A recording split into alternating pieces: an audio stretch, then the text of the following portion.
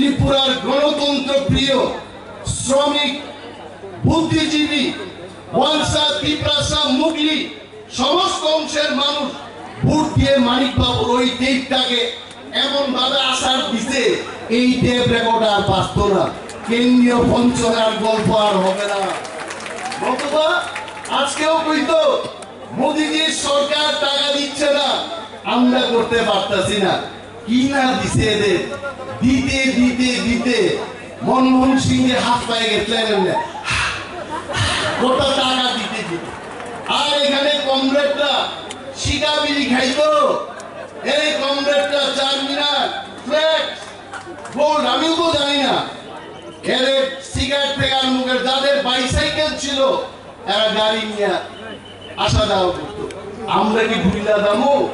এইটা আমরা কখনোই ভুলবো না। এই কারণে এইবার এর একটা জিনিস সরাইতে সাংঘাতিক, এর হচ্ছে ক্রিমিনাল বুদ্ধি কি কইরা মানুষের মগজে দেওয়া যায়, এটা হচ্ছে তাদের নীতি।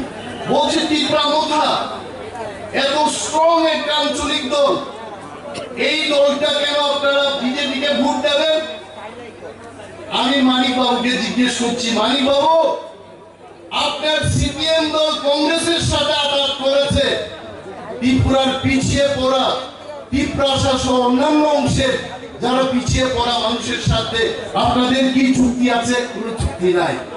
কিন্তু ত্রিপুরা মোথা বিজেপি আইপিএফটি তিন দলীয় আমরা কেন্দ্রীয় সরকারের সাথে দ্বিপাক্ষিক চুক্তি করেছি। এই রাজ্যে এক ভারত শ্রেষ্ঠ ভারতের লক্ষ্যে আমরা সমস্ত অংশের মানুষের উন্নয়ন করব, এই চুক্তিতে আজকে আমরা একসাথে কাজ করব। আর ওনারা বলছেন যে আনারস, এই আনারস বুইলে গিয়া আপনারা আজকে পদ্ম ফুলে ভোট দেবেন। ত্রিপ্রাসাদের যদি কেউ উন্নয়ন করে পদ্ম ফুলে আমরা কেন ভোট দেব না? আর আমাদের প্রার্থীর বিরুদ্ধে তারা বলছে উনি তো বহিরাগত, বাইরের থেকে আইছেন। আপনারা বলেন তো, এখানে যারা মহিলারা আছেন কেউ যদি উনার মতো ছত্তিশগড়ে বিয়ে করে যান ওইখানে কিন্তু সংসারটা করবেন। আর স্বভাবত আমরা দেখেছি এইখানের মানুষ যখন সেখানে যায় আর দেশে ফিরে না, পাঞ্জাবে বিয়ে করলে পাঞ্জাব থেকে আর ফিরে না। কিন্তু এই মহিলার এত শক্তি, উনার সামনেই বলছি যে উনার মহারাজা হাসবেন্ডকে বুঝিয়ে উনি আবার উনার পৈতৃক ভূমিতে ত্রিপুরায় আমি সর্ব অংশের মানুষের কাজ করব, এমপি ইলেকশনে আমি লড়তে যাচ্ছি। এত বড় একটা শক্তিশালী মহিলাকে আমরা কেন ভোট দেব না? আমরা অবশ্যই ওনাকে ভোট দিয়ে জয়লাভ করাবো। তাদের মিথ্যা প্রচারের অভাব আর নেই।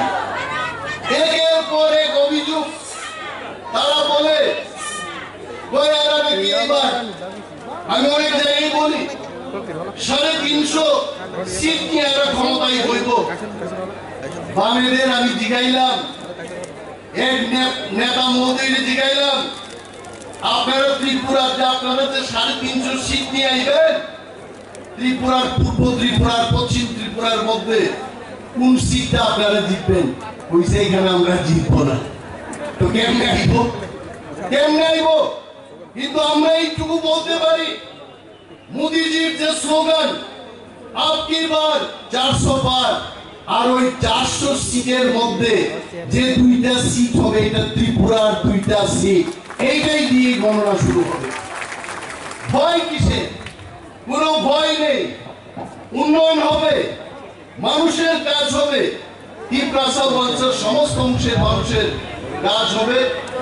এই কাজ করার লক্ষ্যে আমাদের প্রার্থী মহারানী প্রীতি দেবী যে আমার সাথে কথা বলছিলেন, ওনার হোটেল উনি প্রতিশ্রুতিবদ্ধ একটা সংকল্প নিয়ে ত্রিপুরায় এসছেন, উনি কাজ করবেন। উনি বলছেন যে আমি অন্যান্য এমপিদের মতো বসে থাকবো না, আমি সবখানেই চেষ্টা করব কি কি কাজ করে মানুষের কর্মসংস্থান করা যায়, আরো বেশি সরকারের কাজকে ত্বরান্বিত করা যায়, সেই কাজ উনি করবেন। উনি এমনিতেই আসেননি এখানে, অনেক ভালো লেগেছে। এক ভারত শ্রেষ্ঠ ভারত এটা হবে, এবং আর বিশেষ বক্তব্য রাখছি না, আমি শিওর ওইখান থেকে ওনারা বেরিয়ে গেছেন। আরো মাননীয় মন্ত্রী মহোদয়গণ, বিধায়কগণ বক্তব্য করবেন। এই যে একটা সুযোগ, এই সুযোগে আমরা মোদিজিকে এইবার ককবরকে একটা স্লোগান বলবো, যারা ককবরক ভাষাভাষী আমাদের লোক কিন্তু সিম্বল বা ফুরঙ্গাই বুদ্ধি দিনও থাকে আরো সপর কংখেলে দেংলি আইতে বুদ্ধি নাই বড় পদ্মপুবার হয় কি প্রামথাই কি বিজেপি নি সিম্বল থাকলে পদ্মপুবার অ্যাবসলিউট মাস্ট। এটাকে আমাদের ঘরে ঘরে নিয়ে যেতে হবে, প্রচার করতে হবে এবং আমাদের মহারানী কৃতি দেবীজিকে এবং পশ্চিম ত্রিপুরা আসনে বিপ্লব কুমার দেব মহোদয়কে যেন আমরা লক্ষ লক্ষ ভোটের ব্যবধানে জয়লাভ করিয়ে মোদিজিকে আপকি বার 400 পার, এই 400-র মধ্যে আমরা যেন উপহার দিতে পারি, এই সংকল্প, এই বিশ্বাস দিয়ে আপনারা বাড়িতে যাবেন এবং প্রচার করবেন। এই কয়েকটি কথা বলেই আমি আমার বক্তব্য শেষ করছি। জয় হিন্দ।